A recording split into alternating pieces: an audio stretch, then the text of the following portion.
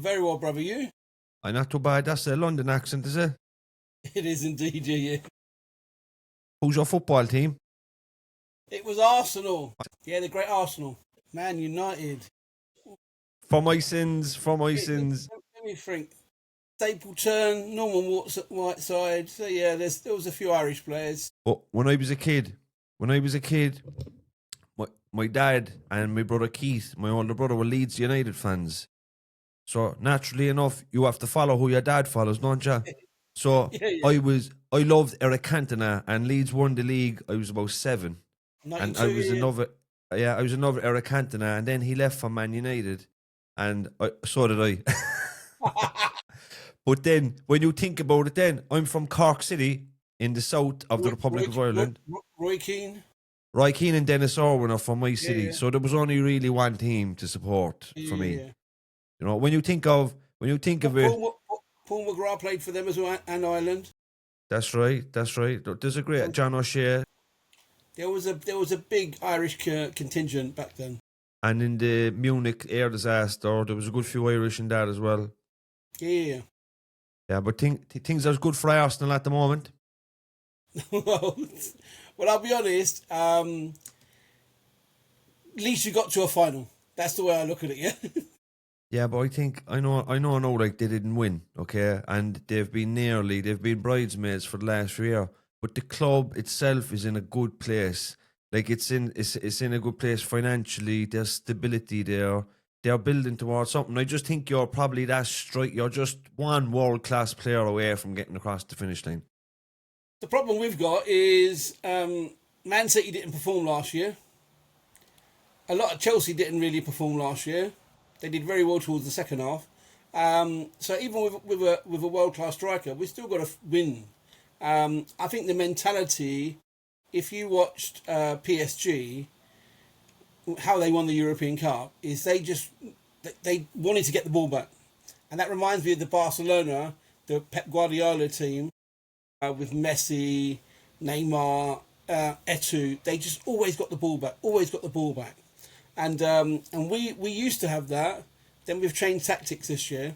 And the proof's in the pudding. We beat some great teams, you know. We beat some big teams in Europe to get to where we got to. It was a good season. We just didn't win anything. Yeah, but I think you come up against a great Paris team, though. Oh, yeah, well, they won it. I mean, I'd rather lose to the winners in the semi-finals. Absolutely. But we're here. I could talk about football all day, but we're here to talk about other stuff. First of all, Go on. No, I was just going to ask you to introduce yourself. Like, I know you were in South Africa with Mike and McCusker as part of the Global Freedom Fellows. I was there the year before. So, tell us about your context, your origin story. Well, I'm born in East London in 1971, which was a good year for Arsenal, 1971. That was the double year. And I was born in East London, and East London back then was very bougie and, it was very brutal. A very racist area to grow up in. And I grew up listening to the troubles in Ireland, but equally there was troubles in London at the same time. And remember, we only had 2 or 3 TV channels, so we only got to see what was really going on around you rather than through the TV medium. Is your ethnicity Indian? It is indeed, yeah. So my parents come from India. I was born in London in Whitechapel, but my home life wasn't very stable. My home life was full of abuse. That was both physical abuse, domestic abuse, but equally sexual abuse. It seemed to be a bit of a pandemic in the 70s. Child abuse, sexual abuse. And as I got older and reflect on it, it was actually quite prolific, what was going on back then. And I was sexually abused by lodgers that lived in the house. So my dad had to rent out rooms to pay the mortgage. So we were getting sexually abused by lodgers. My father only communicated with his fists. He died as an alcoholic, and I acknowledge and recognise later in life that he went through a lot of abandonment issues when he was a child. So the streets were unsafe because they were racist. The National Front were running around. Petrol bombs were coming into the house. Do you know the political climate at the moment? Does it bring back memories of what it was like back then with the far right and like this anti-immigration kind of nationalist movement? Is that echoes from the past? Well, to me, it certainly does, but probably what's percolating right now in society was probably 10, maybe 20 years before I was born.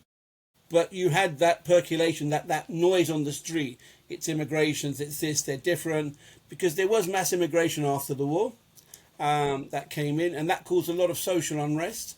There was, my mum, she grew up in a place in Birmingham called Smethwick, and it was acknowledged as the most racist part of Britain. And that Malcolm X found out about it, and he flew over from America with Muhammad Ali to check out this area called Smethwick in Birmingham. And there was a law in 1964 where people of colour could not, and it was a bylaw by a Conservative council, where people of colour could not rent or buy property in that ward of Smethwick. And my mum grew up in the middle of that area. So definitely there's some sound bites, there's some noise that, and it generally tends to be the trend that when we have economic instability or a decline, political unrest, we try and find the boogeyman, and that boogie person usually is immigration. And it used to be immigration. I mean, there was signs that I walked past that included the Irish, that included the Afro-Caribbean community, included Indians and animals, saying you weren't allowed in. Sure, the Brits invented racism when you think about it. Like they tried to use like biological scientific studies to prove that people were inferior. And there's a famous or infamous one back in when they said Irish were closer to apes and Africans than they were to white British people, and they were measuring skulls and widths of jaws and all these things, So and then a lot of Irish immigration, obviously, obviously into the UK, then came the African, the Caribbean, the Indian. But it was no dogs, no Irish, then no blacks, no dogs, no Irish need apply, all these things. And then it probably exacerbated then by the conflict in the north of Ireland with IRA, and where every Irish person is a suspect. And you can see that now with Muslim people across Europe, where everybody is a suspected Islamic militant, and it's just rinse and repeat, isn't it? Well, I straddle both those timelines of the IRA being active in London, so I was close to 2 IRA bombs, one in Canary Wharf and one in Liverpool Street, or Bishopsgate, sorry.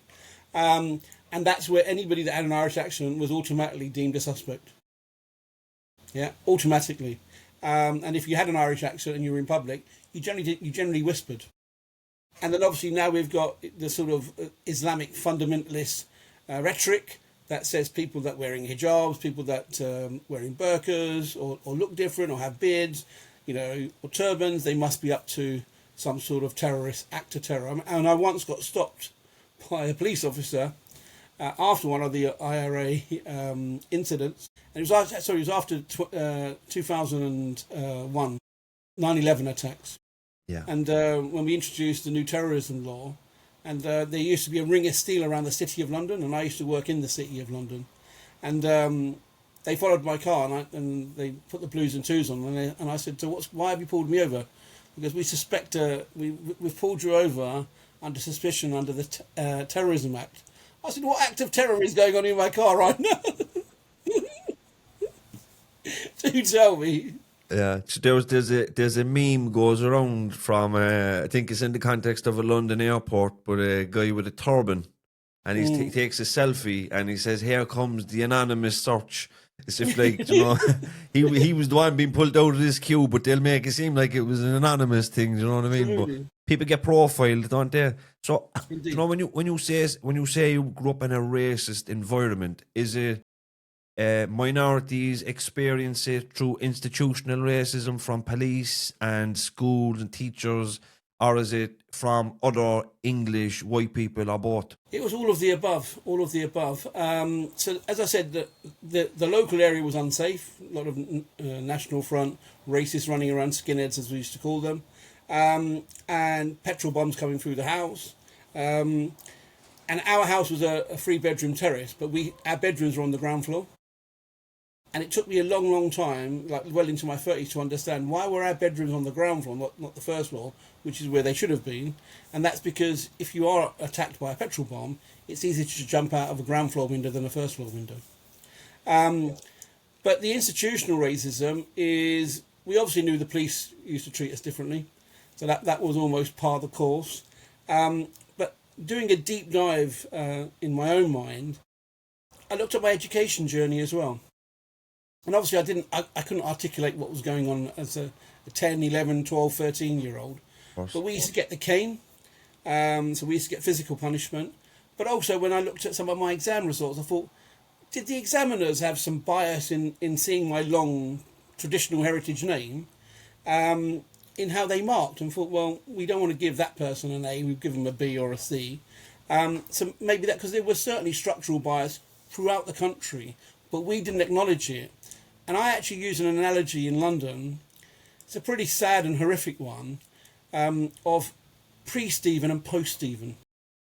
So because school was a safe space for me, or a safer space for me, should I say, I did very well at school. I did very well at school and I did very well at sports. I played rugby to a very high level, and I trained with Jason Leonard when he was at East London Rugby Club. You see, you're very strong looking. No. Well, I'm now the shape of a rugby ball. No, I wasn't back then. I wasn't back then. But you can see you have that thick neck and that big chest. But I've kind of been the same height ever since, 5'8", and but I managed to get myself a law degree because education was something that I was comfortable with, and I got myself a law degree, and I graduated in 1993. And in the run up to my finals, in 1993, Stephen Lawrence was tragically killed. Yeah, I remember that. And, that was a racist attack. And then after that, in 1996, we had the Macpherson Report, which finally acknowledged that there was institutional racism within the police system here in London. And then it went broader, because then we had other constabularies admitting that they had structural and institutional bias. But that obviously bleeds out into other parts. And I use the analogy, I work in diversity now, and I talk to people and corporates to say, if we know there's racism and bias in society, why do we believe that when people come through our revolving chrome doors in the morning, they leave the bias outside? They naturally bring it in. They just mask it. And we've got a new phrase now. It's called unconscious bias. Yeah. And I say that if you use the word unconscious before the word bias, it's no longer unconscious. It's true, isn't it? Then you're aware of it. Once you're aware of something, it's conscious, then it's brought your attention. Absolutely. Yeah, but it's interesting because the Irish people in England and Indian people in England, we didn't go there by accident. We were two of the very earliest colonies of the British Empire. And when you have an oppressor goes into a country like that and kind of destroys it, milks it for what it has, oppresses the people, then you centralise all the wealth then in London, and then obviously it's natural then that the people in these colonies are going to gravitate towards there for a better quality of life. And that's what happened, isn't it? I use the analogy now is when people tell, because I've been told to F off back to my own country many, many times. I usually don't move much because I'm normally standing in London or England when they say that. But the similarities between India and Ireland is there was 2 major famines in both countries. Yeah. Genocides, we'll call them. Absolutely, yeah. And I couldn't agree more. We had one in West Bengal, where nearly 1 million people died. We had one they called it the potato famine, and 1 million people in Ireland also reported to have passed away tragically. But at the same time, both India, and this was around the sort of 30s and Second World War time, yeah, India was a net exporter of food. When Ireland had the potato famine, Ireland was a net exporter of food to Britain. It was sending boatloads of food to Britain, while their own people were starving to death. And in 1833, Britain abolished slavery, and they made a big fanfare that they abolished slavery, that we were the first country on the planet to abolish slavery. What they don't tell the world is there was a footnote at the bottom of that act where they dehumanised humans and turned humans into property, because for a slave owner to release their slaves to be free, they had to be compensated by the British government, and they paid out around £18 billion in 1833 to slave owners. And what the slave owners did with that money is they went to America and then mass-produced slavery in the colonies, in the Caribbean, and in the New England, as they called it. They're not called the West Indies for nothing. Absolutely. Well, it's interesting because I was at an event the other day. I was actually at a graduation ceremony in HMP Brixton, and I was talking to a lady from Guyana, and I said, "Oh, there's lots of Indians in Guyana, as there are in Trinidad." And I said the West Indies is one of the most or the most diverse population when you look at the islands, because you've got Indian, Chinese, you've obviously got the Africans, you've got Americans, you've got a lot of Europeans there, all in one melting pot, and then you've got the South American tribes like the Arawak tribe running through the islands. So you probably won't find a more diverse spot on the planet if you don't look at the Caribbean islands. Yeah, it's interesting you raised the famine in Bengal, because when people look at the history of the United Kingdom's role in World War II, is often seen as heroic, and for like from a certain perspective it was. They defeated the Nazis, who were committing terrible crimes. However, Churchill diverted a lot of food that was destined for the people in India to his soldiers, knowing well that there was millions of people dying, and they just, so a hero and a villain at the same time. And it's not controversial to say that. If you read a book, you will see that that's not a revisionist stake on history. That's historical fact, and it's often overlooked. I think you get those Jekyll and Hyde characters in society. Churchill was definitely one. He was known, he's publicly on record to say that he didn't like Indians. He thought they were inferior. During the West Bengal famine, India was exporting food to Britain to make sure that Britain could support the war empire. The biggest volunteer force on planet Earth was from the Indian subcontinent, where they volunteered to fight in a war that had nothing to do with them in parts of the world they'd never been to. The Polish RAF were the first pilots to go up during the Battle of the Blitz. It wasn't the British ones. They sent the Poles up first. So history is a way, and I normally, when I listen to history, I tell people to put another S into the word and split the words. It's his story. It's not necessarily the truth. And when I talk about perspective, I normally put my hand up and say to people, "What do you see?" And eventually they'll answer, "They see my palm." And I said, "Well, what do my knuckles look like?" Because we're both looking at the same thing, and it's your perspective, your angle, that dictates how you see it. So from the British perspective, they won the war with the aid of the Americans because that suits their narrative and gets those two countries closer together. They won't look at the Commonwealth and think actually the Commonwealth was the fuel and the engine that supported the war effort. But equally, and to have it balanced, Gandhi, revered in India and across the world, he didn't like black people. So you do get these Jekyll and Hyde characters.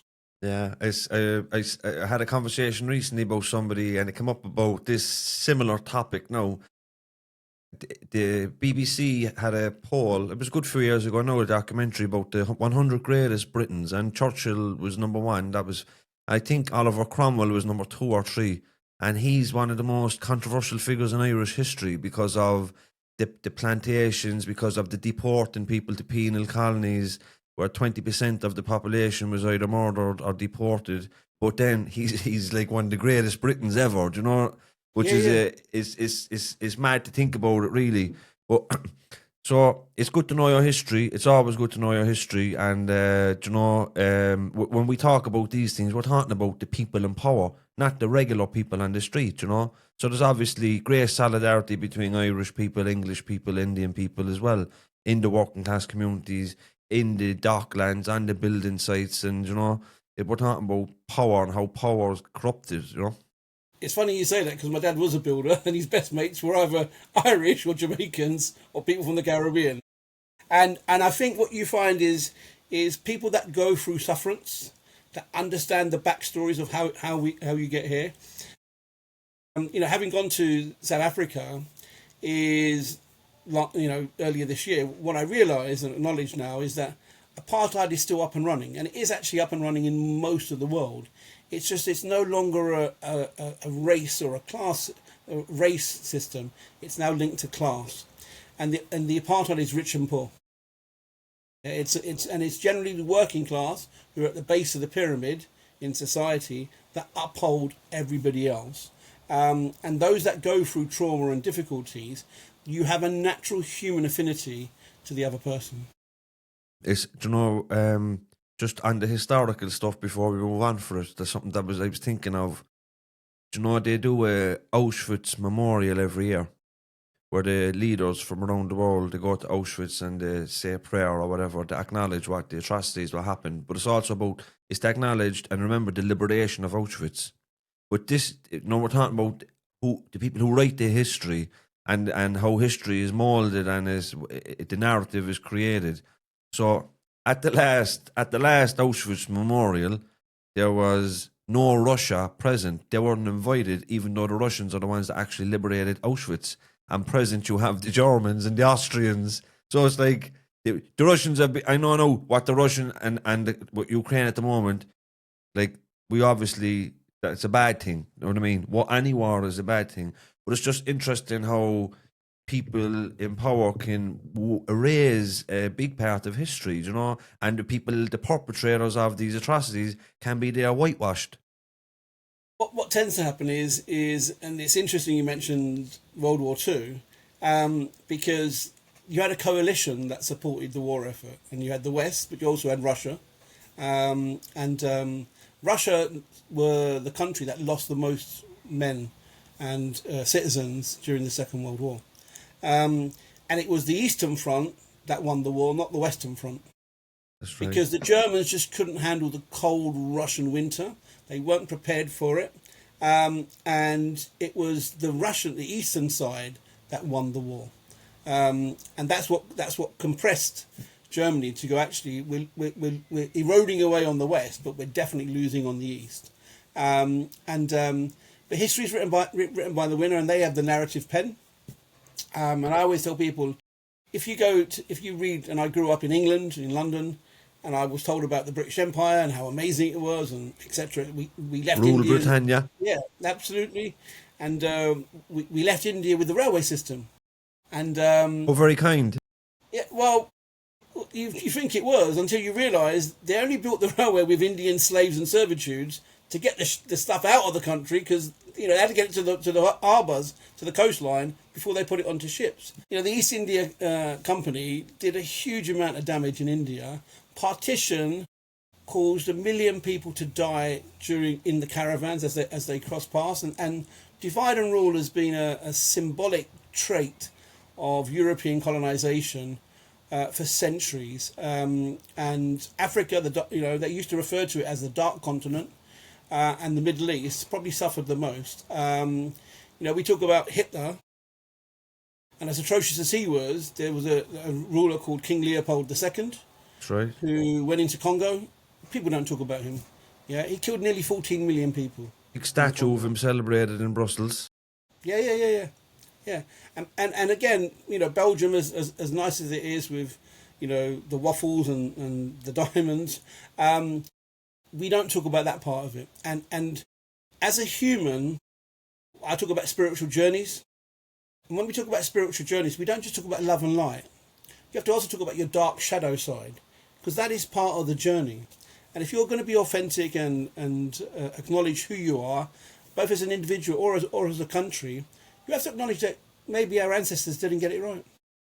Yeah, and even with on the Eastern Front, they did bring an end to the Nazis. That's 100% true. But they committed horrible atrocities to the Eastern Europeans. Polish, Germans, Romanians, Gypsies got it from the Nazis and the Russians. Yeah, and you mentioned partition as well. It's something I want to ask you about. The ongoing conflict in Kashmir is like a real battleground of this partition. And I seen a documentary, because that obviously reignited again recently. And I seen a documentary where the people of Kashmir, going about their daily business, being interviewed, Muslim and Sikh. I think they're Sikh, but Indian and Pakistani. But they were just getting on with their lives, and they're like, we don't want this conflict. We just want to be left alone. And 100%. it's governments in either It's countries are it's causing all this. it's geopolitical. It's not the people. I mean, if I go back to my ancestry, my dad's side comes from Pakistan. So in partition, they had to leave Lahore. They were big landowners. They had to leave a lot of land in Lahore, a lot of businesses in Lahore, and go to a country they didn't know, to an area of the world they didn't know, and start life in a tent. And that was part of my father's childhood trauma, because he lost a beautiful life to then walk through a war zone. Before partition, Indians, Sikhs, Muslims, Hindus, All the one Jains, people. Christians, we all lived on, we were neighbours, yeah, and there was no trouble apart from against the colonisers. And that's the same principle in the Middle East now, in Palestine. Before that, it was called Middle Arabia, yeah, and Palestinians, Jews, Christians, They all lived side by side. Muslims, they all lived side by side. There was no issue. Whenever you tell people that you draw lines, and if you look at the partition line, it was deliberately done. I mean, to have one country that thousands of miles apart doesn't make sense. So at launch, at partition, sorry, you had West Pakistan and East Pakistan, which East Pakistan is now Bangladesh. But they were done strategically over the main river plates in India, and that was the five rivers that feed Punjab from the mighty Indus, and then the rivers and all the tributaries that feed off the Ganges, because you need rivers to fertile the soil. So they thought, if we cut it, that's going to be an issue, and all of a sudden you've created rivals. Yeah. We know all too well about partition on this island as well. Absolutely, yeah, absolutely. I mean, Ireland was one until Britain says we're going to leave most of it but keep some of it, and they knew that would cause trouble. Now people have guised it as a Protestant and a Catholic issue. It's not. They're both Christians. It became that. But down through the history of rebellion, there was a lot of Protestant men died fighting for Irish freedom. Absolutely, absolutely, because they were Irish people first. The family was Irish first. Yeah. Winston Churchill have a good quote about the Irish. He says, the thing about the Irish is they just refuse to be British. So we'll go back to 1993. You've a law degree. Where did it all go wrong? Well, I went to bar school, and I wanted to become a barrister, and they said I wasn't tall enough to get into court, so I didn't have the thespian shoulders and that presence of a barrister. They said you don't speak the Queen's English, and I was a lot more Del Boy back then, I'll give them that. But they also said you're brown, and it was the third one that was the kicker. Christ. So, and this is in 1993. 1893. They're all things you have no control over, you know? No. But this is in the legal fraternity. They're meant to uphold balance and equity and equality. But so I just did some odd jobs. I got graduated, and we were in the middle of Nigel Lawson's recession in the early 90s that he'd started with his boom and bust strategy. That was your fifth once in a lifetime recession. That's right. And I've been for a few. And so I just had a dead end job, and I was working at a law degree, up a 2-1, and I was just in a post room throwing letters, and I did it for a few years for this insurance company. Oddly enough, it was on the road of the Old Bailey, Central Criminal Courts. So I used to see where I wanted to work rather than where I was working. And after 3 years of that, I just said to my mum, I said, Mum, like, I also wanted to go travelling because it was pre-internet, and I wanted to see the world, and I could only see the world through atlases or through news stories, and I had a real quench to go and explore the world. So I said to my mum, I said, look, Mum, we're still in a recession, nothing's really booming here. I want to go travelling. I said, it took me 22 brutal years to get you this law degree. And my mum, God bless her, she never forgave me. Yeah? Whenever I got promoted in life, I'd ring her up and say, "Mum, I've just been promoted." She went, "Are you a doctor yet?" Because she didn't care. She didn't care about anything else, and that was her dream. But I said, "Mum, it took me 3 years to study the degree. I'm going to go travelling for the 3 years." So I travelled from Canada to Chile. I skipped a bit of Central America because it was a bit explosive back then. And I travelled using my arms more than my mouth because I couldn't really speak any languages, apart from hello, goodbye. And then I stayed in Australia for a year where I recharged my money. And that's when I fell into a job in a stockbroking firm.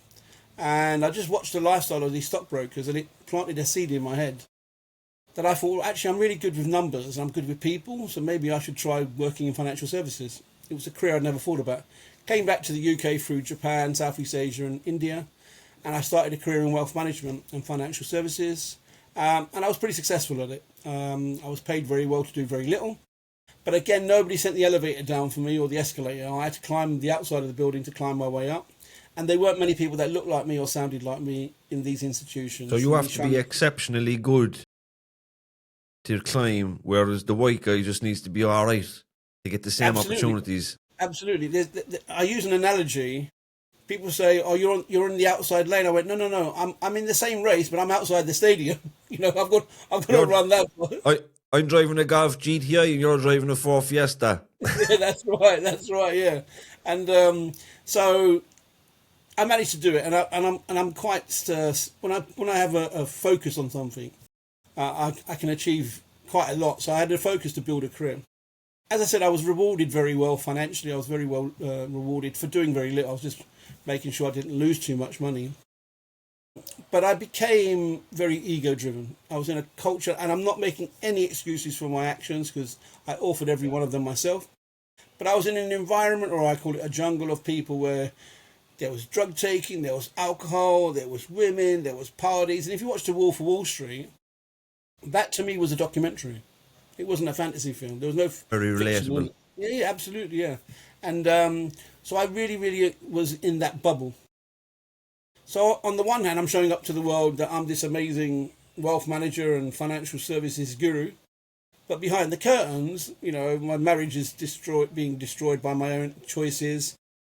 My drug taking is now an addiction, which I didn't acknowledge till much later. Alcohol played a role.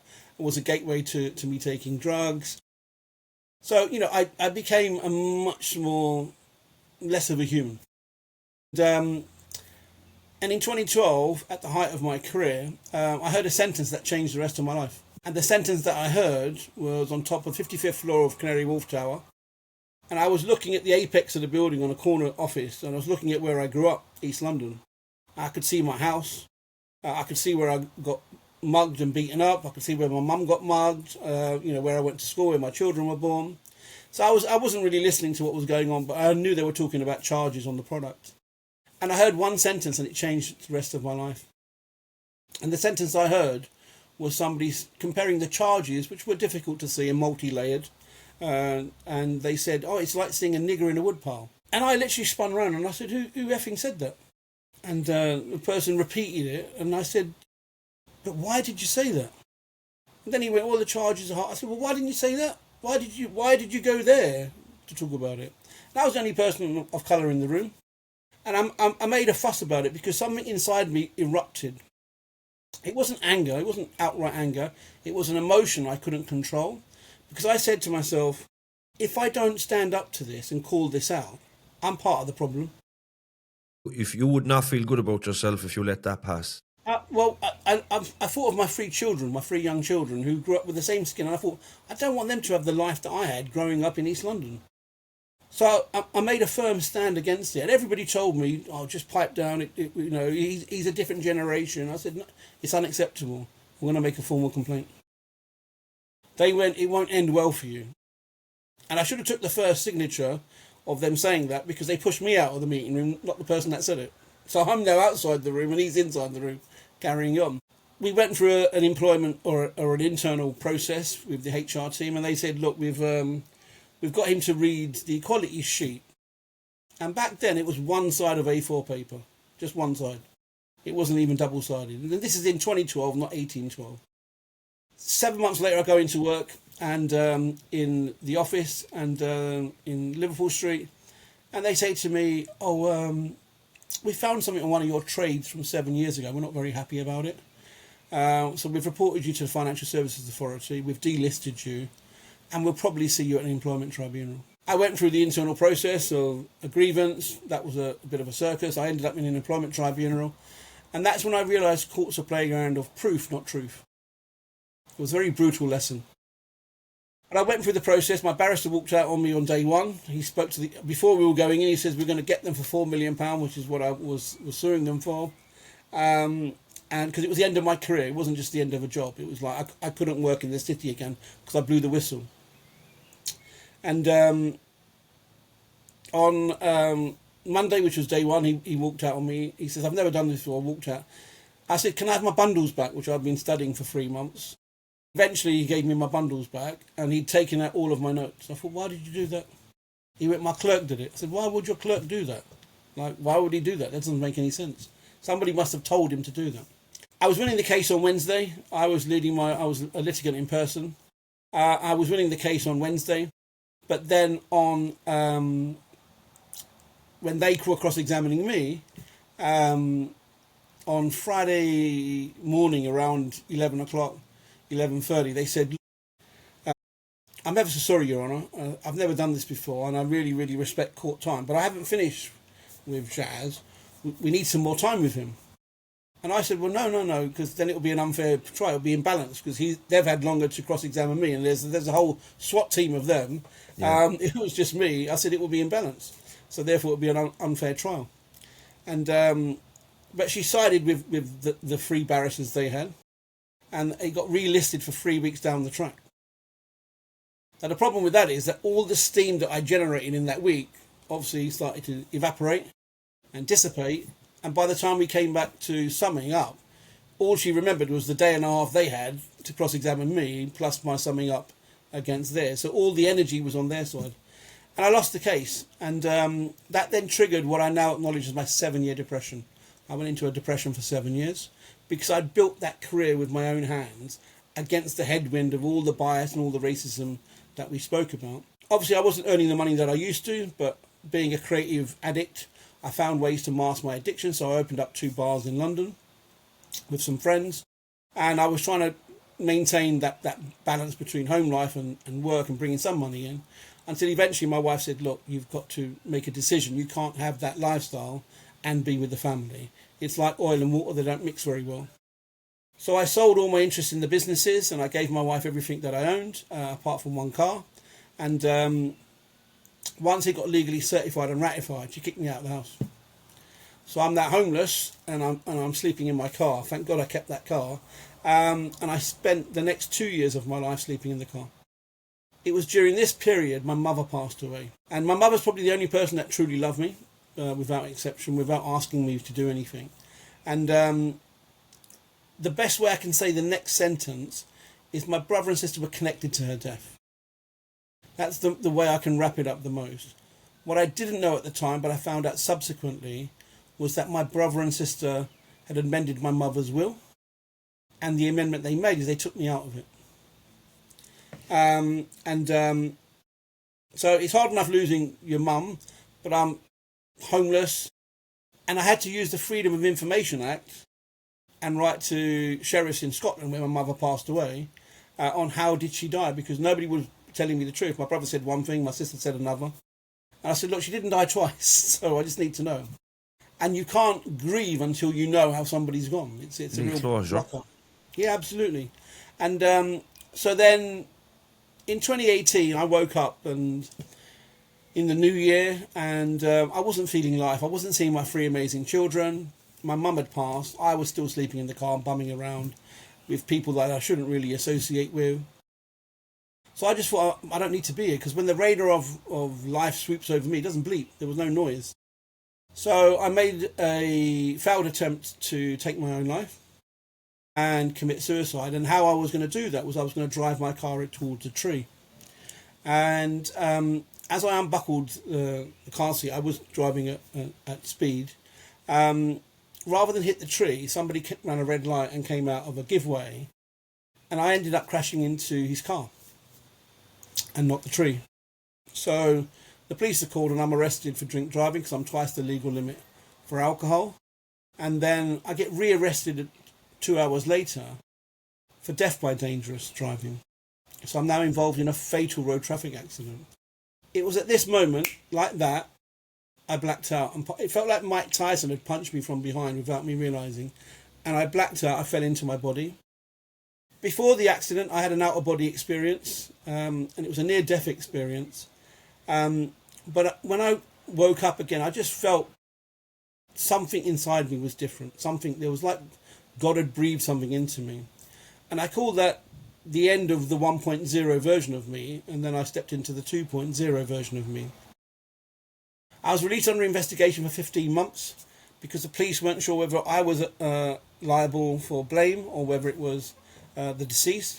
But eventually, after 15 months, they said, look, we're going to charge you because he's not around and, the family want justice. And I was speeding and I shouldn't have been driving at that time.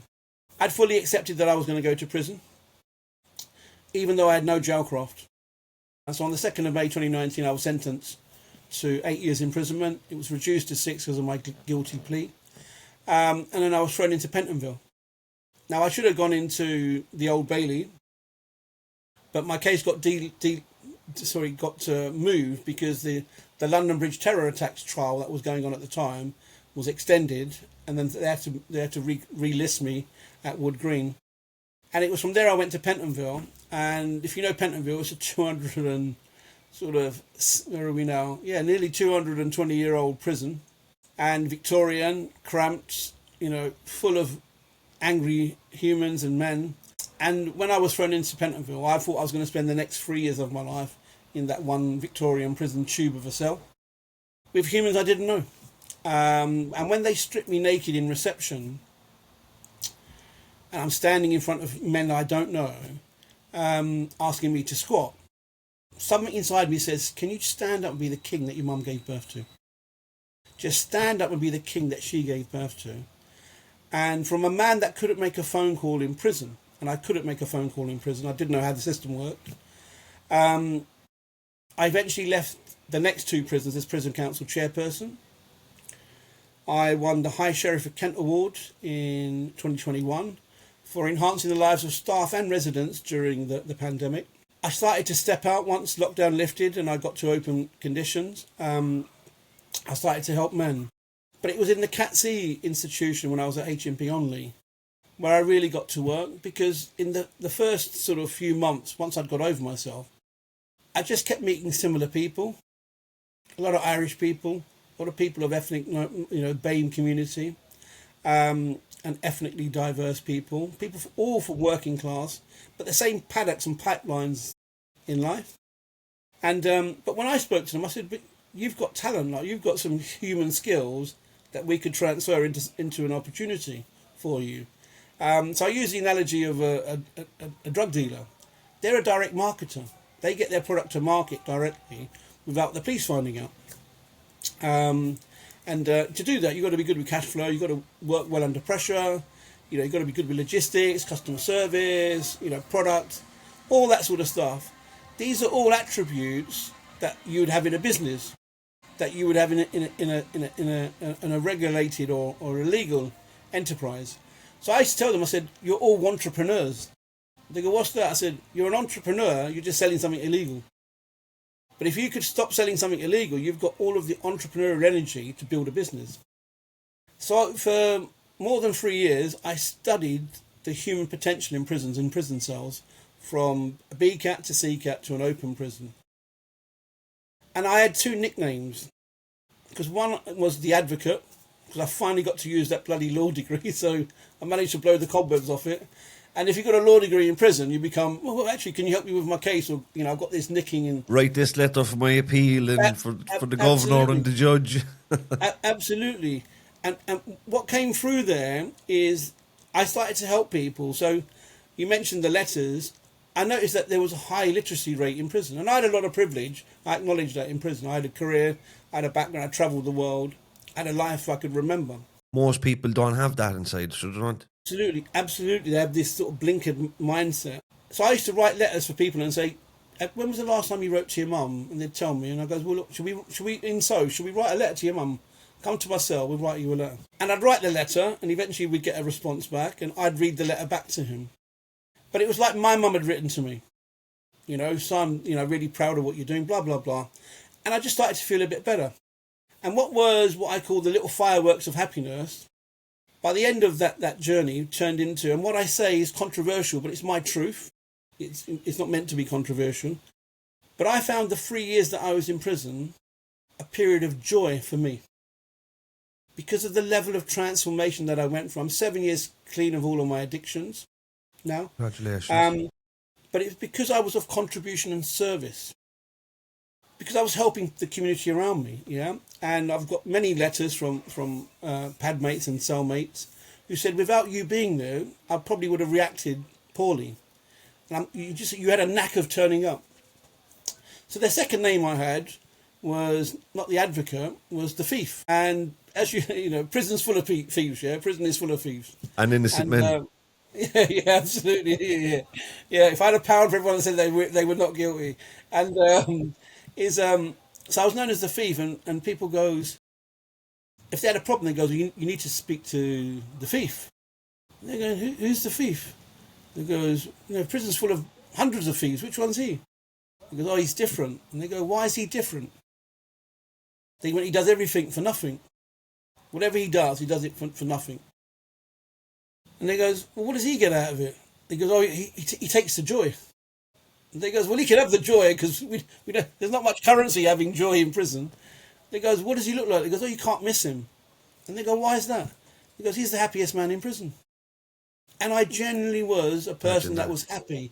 I wasn't, I obviously could have had a better life. But I started to write some spoken word, and the first one I wrote was called No Selling Your Mind. And the ending is that they have no handcuffs strong enough to shackle your thinking. Your mind can break free from prison as easy as your eyes are blinking. When you recognise that the greatest moment is in front of you and never from behind, that's the moment you unlock that there was no selling your mind. Because I used to advocate quite strongly that our liberty is restricted, not our freedom. You can give your freedom, you can volunteer, surrender, submit your freedom to the prison institution, or you cannot. So I used to lay on my bed and go to Sydney, go to New York, go to restaurants, I could just close my eyes. But I looked at a door that I had no control over when that door opened or closed. I had no persuasion over making that door open or influence. But I had to build a future from the other side of the door. So I then said to myself, I'm not going to use this journey as one of punishment. I'm going to use it as one of preparation. And the door that I'm going to walk through every morning is me preparing myself for a future, building myself for a future. And for some strange reason, I had this idea that I wanted to speak to people and narrate how you can go from adversity to authenticity, to where you go from your pain into your purpose, as they say, where you can fall into who you really are. Because while I was in prison, I did a real deep dive, real excavation on who I am and how I fit in. But I also forgave a lot of people that hurt me. I forgave my father. I forgave everybody that abused me. I thought, why am I carrying these people? Like, their cell's already cramped. I've got 30 people living with me. Yeah. So I evacuated. A hump on your back from carrying all that. Absolutely. So I said, I'm not a human camel. I don't need to carry all of the past with me. So I let it all go. There's a lot of acceptance is a big part of it. So absolutely, yeah. And I also knew that because my incident was fatal, that probably for the remorse that I carry probably will carry with me for the next 10 dominions of my life. I'll wake up with the same remorse. And I use the analogy that I've created about £10 trillion worth of karmic debt, and every week I put £5 down. It's insignificant to the debt, but I will always put the £5 down. And when you can turn a dark place like prison into light, that's alchemy of the mind. So you spent 3 years, not 3 years waiting to get out. You spent 3 years preparing not to come back. Absolutely. But also the pandemic happened. And when the pandemic happened, it was a completely different prison regime. Yeah. We were locked up a lot more. But I still managed to get to the open prison that I wanted to get to, Yeah. which was in Kent, within 16 months of me being sentenced by the judge in Wood Green. So I spent the majority of my sentence in open conditions, 20 months out of the 36, because I was persistent and I was relentless in that pursuit. I need to get there, because from there I can start my resettlement journey 20 months early. But you were a great service to your comrades inside as well. Absolutely, yeah. I mean, I still keep in touch with a few of them, and we share. I still keep in touch with my first pad mate from Holland, and I went over to Holland last October to do a talk, and met him and his family. And his mum was beautiful. She came up to me. She goes, "I waited 5 years to give you this hug," and That's lovely. because I looked after her son when he was in a foreign prison, and when you are of contribution and service, and this is the bit I try and sort of inform the world, that when you lead with heart and kindness, good things happen. In the most mysterious, magical ways, call it God, the universe, the source, whichever chapter you want to read into. But for me, the more good I did, the more fortunate I became. There's a saying, the harder you try, the luckier you get. For me, it's not that. The more kind you are, the more fortunate you become. This is a theme that's coming up in the last few interviews I've done, where it's about people are in difficult circumstances that structural, they're either in prison or they're in poverty or whatever it is. And maybe a person looking from the outside, they might think there's no hope there. But something shifts within them where the circumstances are still the same, but their perspective on it is different. And then they're operating on a higher frequency, a more positive outlook. And then they're rewarded by their God or by the universe with opportunities, and circumstances begin to change, and all of a sudden their life unfolds in the most amazing way. And all they did was shift a perspective. It's known as the map of consciousness. It was invented by a chap called Dr. David Hawkins, and he's known as the godfather of self-help. Like all of the tributaries of the Tony Robbins, the Jordan Petersons, they all go back up to him. And he introduced the map of consciousness, and it's based on how you view the world. If you view the world that it's a world that's punishing you, your frequency attracts a world that punishes you. If you view the world as one of love and abundancy, or love over fear, or love and kindness, you generally vibrate at a much higher level, frequency-wise, which means you then attract those elements that are out there in the universe. And there's science behind this, because we believe in modern contemporary science, not the ancient shaman sciences that have been going around for civilizations way before Jesus. So for me, the more I started to do good, the more good found me. Because if you think of an alternative, if you look back on your journey through prison, maybe with an alternative reality where you sat in the cell, bitter, resentful, the racism you experienced as a young adult or as a young person, then everything you did to build yourself a good life, only for it to be taken away by racism, the injustice of it, the betrayal of family, and now here you are with the guilt of after taking somebody's life by accident. You could have easily sat in your cell there with anger, resentment, guilt, negativity, and your life would have unfolded a lot differently to the way it did. It like you present now as a very well-grounded, grateful human being. That you seem to have you can sense the life and the energy, the positive energy through the laptop. But if you sat in the cell with the victim mentality and the blame, which is something that I spoke about with somebody last night, you'll never get any good outcomes out of that. You want 100% is, well, firstly, you can't influence the past. You just can't influence it, but you can change how you reflect on it. So my prison cell was no bigger than anybody else's. I didn't have a better bed, I didn't have a widescreen TV, I had no internet, I had the same as everybody else. So my environment didn't change, but the way I looked at it did change. So a lot of the lads would I call it from victim to victor. A lot of the lads would say to me, cells are horrible. I said, well, they're better than starving to death. They're better than being homeless. They would then say to me, the food's terrible. I said, you know what? I generally wouldn't feed it to a dog, but it's better than starving to death. Yeah. And when you transform how you see things and have an element of gratitude, because if I was in prison in India, I'd have a completely different prison cell. Yeah. And talking about the level of racism, yeah, the system is racist because society has a degree of racism. We only saw last summer what happened after the horrific Southport attacks, how quickly the country flared up. And so we know the systems are there. So I can't change the system, but I can change my view of the system so I can be an effective change maker within there, almost like an agent of change. And the best way to do that is to get other lads. And I said, look, and an officer said it to me. He goes, "You're the ones we worry about, Jazz." I said, "What do you mean?" He goes, "Because you have a mental and intelligent influence over people. You're not. It's not the muscles. The big guys we just knock down. It goes with you. We don't know what you're thinking, and that's the dangerous part." I said, "Well, all I'm trying to think is I'm trying to empower other people to have a better experience, so they do that reflection, yeah. Do let things go." But start building a person that didn't go to prison. Start building a person that they wanted to go back to their families and be proud and say, look, I've learnt a lot, I've studied, I've done this, I've changed, I've worked on myself. Because I think if you read any of the great books out there, from the Quran, the Bible, the Torah, the Gita, the Granth, all of them have stories of people on a journey of solitude. A journey when they were still. A journey when they had to overcome their darkness to find their own light. And once you can find your own light, you become light for others.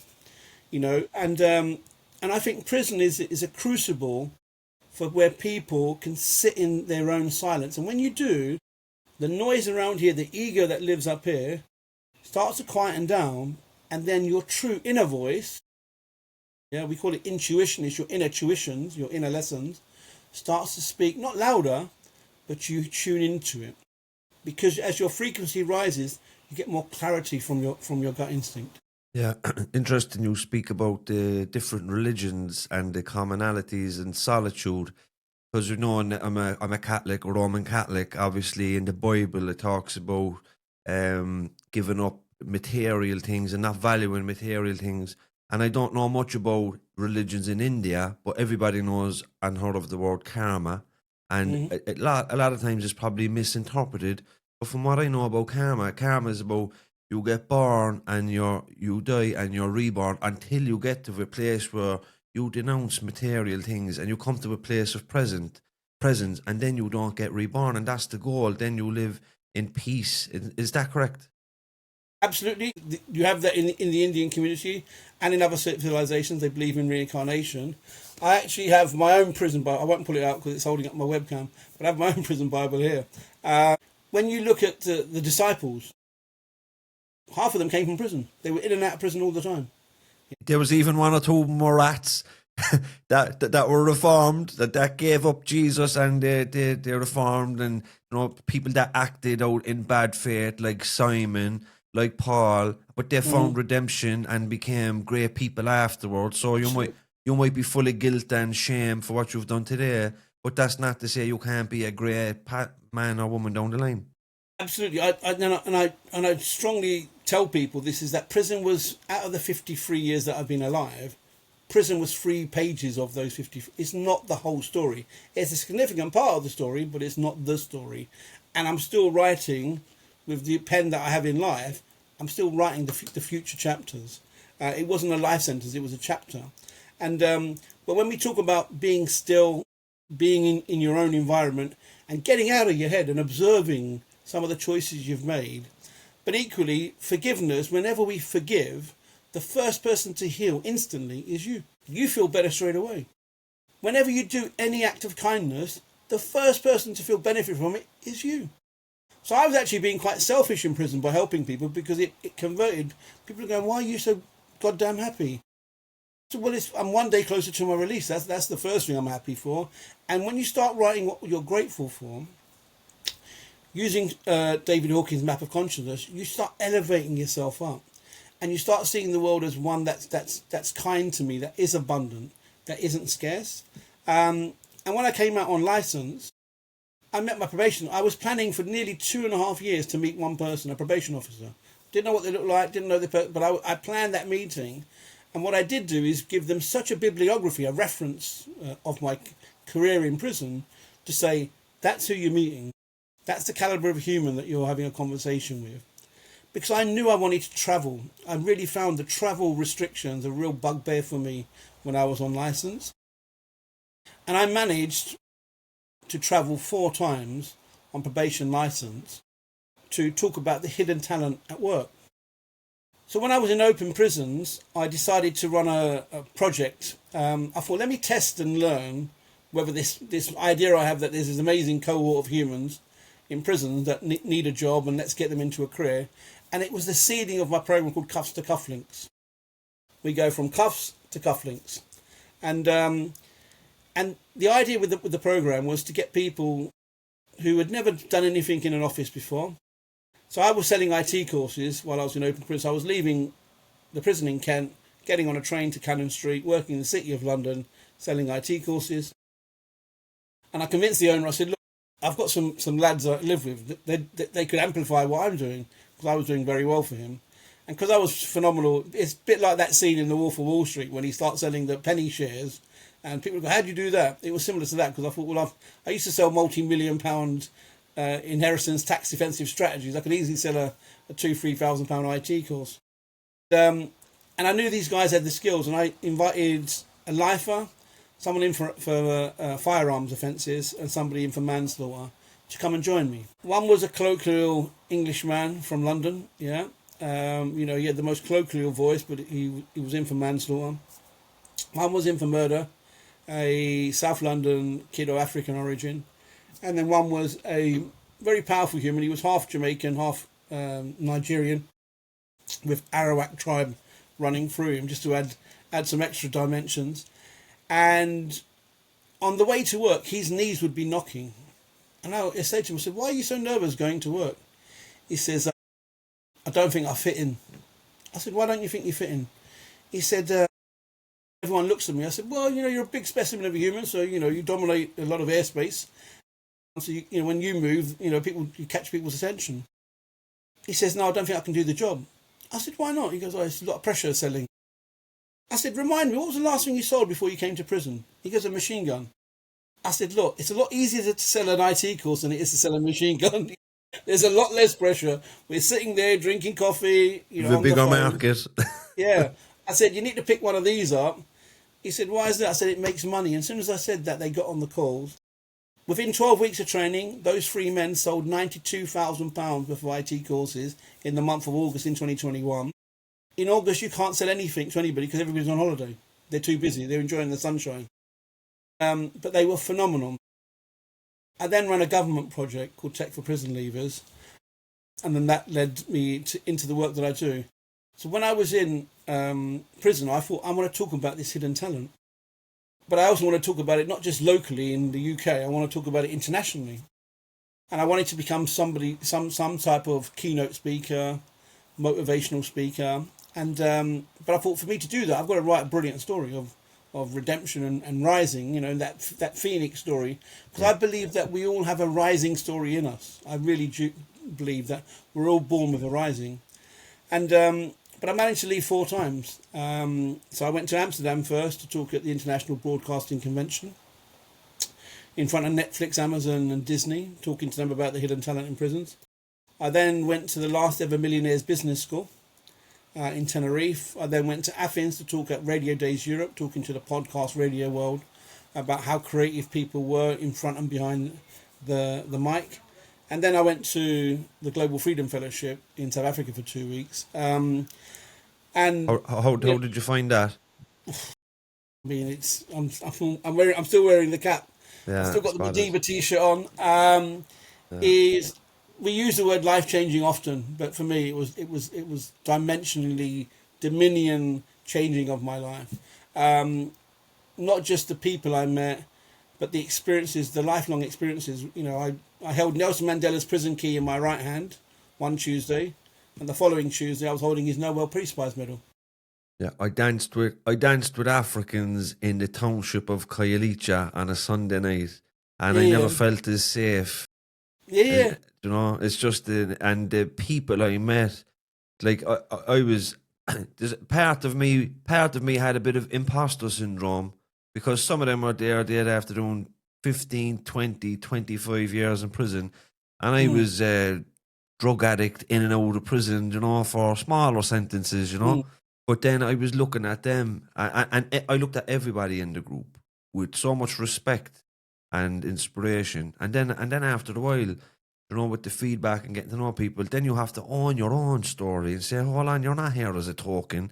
They don't owe you anything. You didn't get asked here just for the sake of it or for the crack. So then you have to say, you know what, I have achieved something very special here.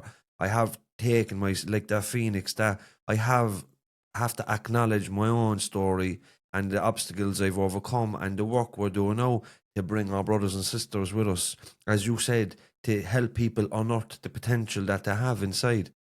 100%, 100%. And it's interesting you say that because the whole thing with the fellowship and meeting Dr. Baz, the team behind MT, some of the other fellows, we met a few of the other fellows as well, but just the cohort we had and hearing their stories.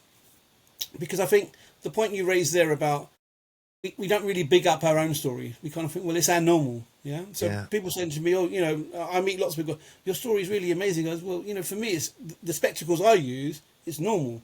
Because I don't have a comparator. I don't have a comparison jazz that lived a different life, that sliding doors jazz. And but when you hear some of the stories that people shared, you acknowledge your privilege. Yeah. That actually that I was in an institution where I had running hot water. You know, Yeah. I had sanitation, even though it was next to me. I still had sanitation. Yeah, this is something I spoke to with Michael McCusker recently.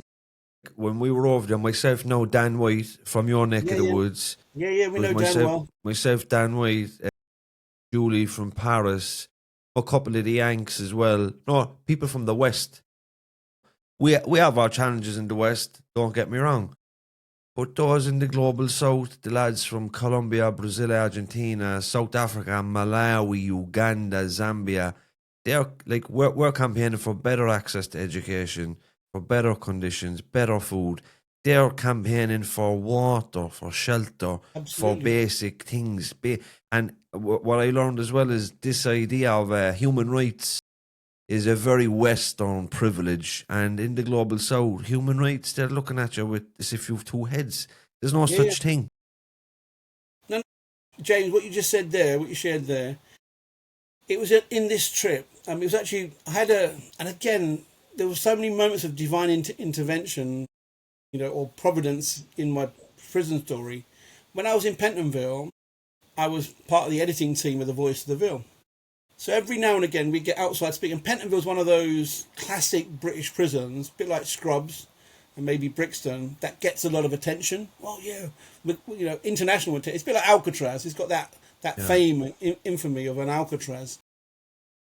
So we were in Pentonville, and this lady from South Africa came over. She was running the education system in South Africa. So as part of my job as the editor of The Ville, which is a magazine made by inmates for inmates, I said to her, can I ask you a Q&A? And one of the questions I asked her, I said, have you seen our cells? And she said, yeah. I said, so what do you think about them? She goes, oh, they're lovely. And when she said they're lovely, I said, I didn't think you were going to say the word lovely after the question. Can you expand? And she went, well, you know, and they've got sanitation, they've got hot water, you've got TVs, you've got a light, you know, you've got a little bit of fresh air. She said, because in South Africa, there'd be 20 men in that cell. And when she said that, I was like, wow.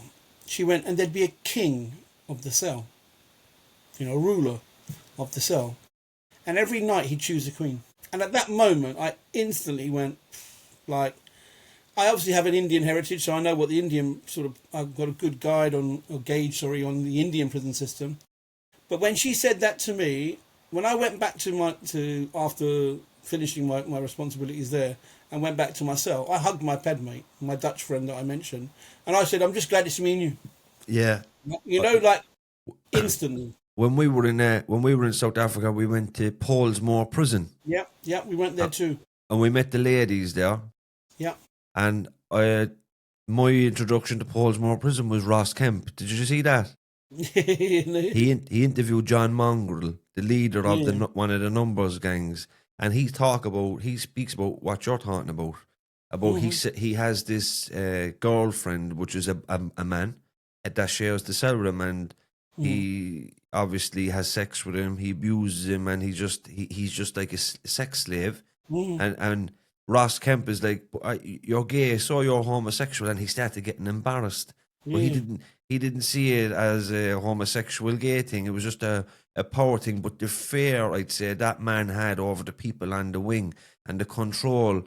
And then you're in that prison then, and you can see the orange uniform, and you know what's going on in these walls. It's a harrowing kind of experience to think that there's people going through those experiences in prison today. I mean, you talked about the global south.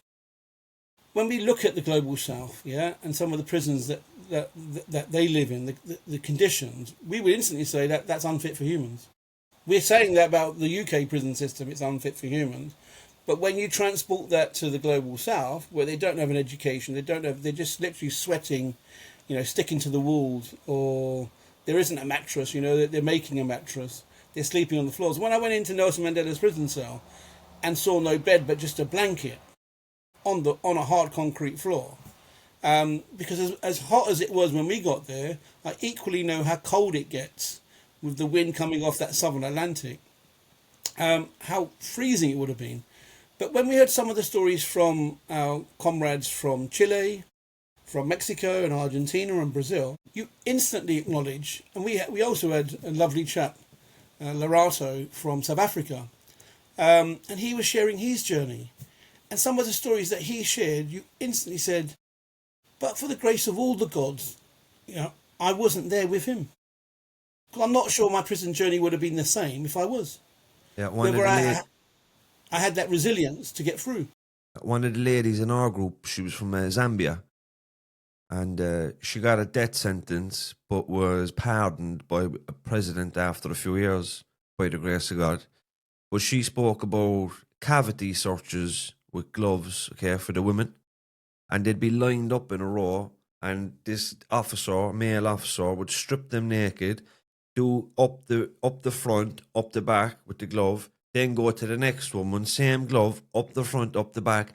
HIV was rampant across the prison, and it's like it's hard to get your head around that this is actually going on, and she campaigned so that practice doesn't happen anymore, and she had some political connections that she was able to utilise, not only to get out, but also to bring about change.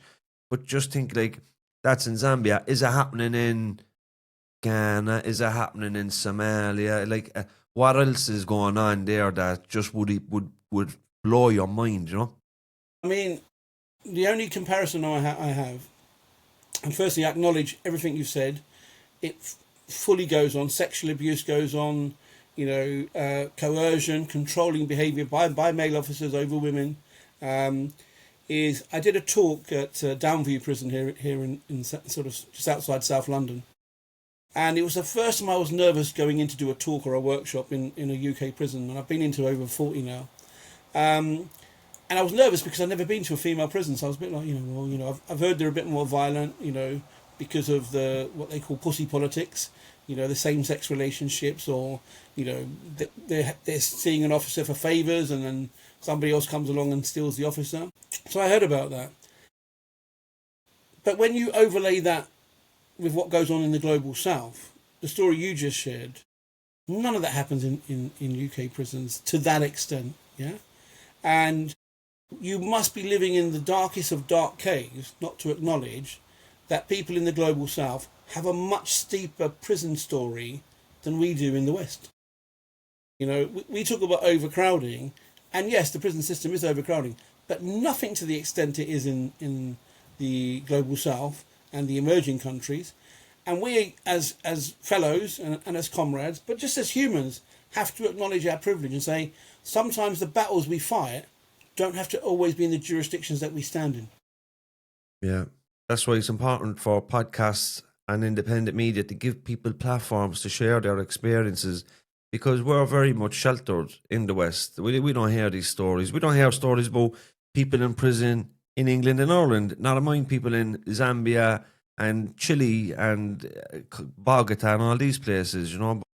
It's just there's another world out there, and you know, like we are relatively privileged. We have our challenges, and our own challenges and traumas are valid for us in our own context. At the same time, there's just another universe running parallel where there is no human rights, where people are fighting for food or some basic survival on a daily basis. James, there's a saying that there's one Earth, one world, but 8.2 billion realities going on right now. One of them is mine. I'm going to give you two snippets just on what you just said. One, you know, when we look at television and the media channels we have now, you know, when we break down the word television, it's tell lies through vision. That's why they put the word together. Yeah? You know, is the news at night is meant to put you into a state of fear before you go to bed, because they only throw out all the negative stories.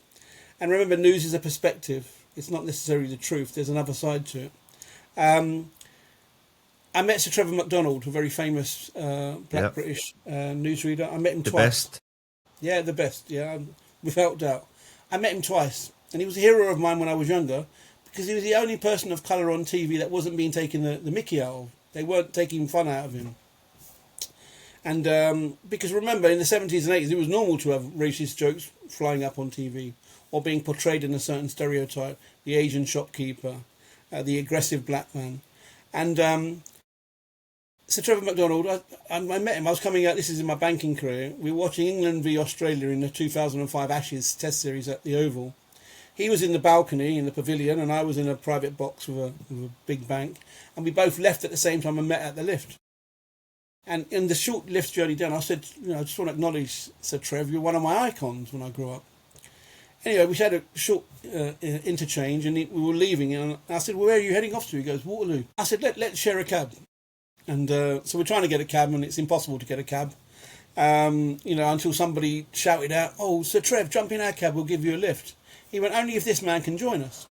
Anyway, so we ended up bungling into this black cab going to Waterloo. And the next time I saw him was, you know, on my sort of return from homelessness, and before my accident, I was driving as a chauffeur. And it came up on the screen, you know, Trevor MacDonald. I didn't think it was the same Trevor MacDonald. Anyway, he jumps in the car, and we started driving, and he says, look, do you mind if we make a slight diversion? And he'd just come out of the Langham Hotel on Regent Street, opposite the BBC. And he says, I want to go to Marylebone High Street. I want to buy the Wall Street Journal. So I said, yeah, no problem. Anyway, he dives in, buys the Wall Street Journal, and comes out with a cheese and onion sandwich. And I said to him, I said, did you not have lunch in a fancy restaurant? He went, oh no, that food's way too rich for me. Anyway, we started talking. I said, Sir Trev, you know, I've met you before. He went, oh, I use this company a lot, so, you know, maybe you have driven me before. I went, no, we were in a taxi last time, but I wasn't driving it. I was sitting next to you. And then we had the interchange. And one of the questions I asked him was, when he was on TV, I said, I do remember, whenever you were on TV, they always sent you to a war zone. You know, so Trevor, I'm reporting from Lebanon, Tripoli, you know, Beirut. And he's always wearing that press thing. I said, it was almost like they were trying to kill you live on live TV. And he said to me, he goes, well, I did apply for the best job at the time, was the Washington foreign correspondent, yeah, to go to Washington to live there. He goes, I did apply for the job. And I said, why didn't you get it? Because you were amazing. He goes, because he speaks like a quintessential English person. Yeah. He said, well, why do you think I didn't get it? And I knew straight away. Eventually, I got him to his home. I won't disclose where, but he said the immortal words. He said, and finally. Yeah, we got him into his house. But the second analogy on media and having the value of independent platforms was when I came back. I'm a trustee for two charities. One's called Recoup, and one is called Spark Inside. And we went to, and they both do amazing work. One for the over 50s community, and one for the 18 to 30-year-old. And I was at a board trustee meeting, and I was just having after the meeting, they all piled into the pub. I'm sitting there with me ginger beer and just chatting to this one of the team from Spark, and she's from South Africa. I said, well, I've just come back from there, and I'm all effervescent. I'm going, I've just come back from your country, and we started talking about apartheid. And I said to her, I said, the story of Hector Peterson really grabbed me. And that's in Soweto, in Johannesburg. And because I remember the image as a child, growing up, of this black child being carried by another black child and somebody running behind him. But I couldn't articulate the story, because obviously the news that we got fed was black people were horrible, they were angry, they were trying to break down a system. I didn't know, I couldn't understand what the word apartheid meant. But when I found out about the story of how Hector Peterson died in the line of fire, when black South African children and students were campaigning against the fact that their education budget was 50 rands a year, and for a white South African it was 500 rands a year. And using inflation, that was a lot of money, the 500.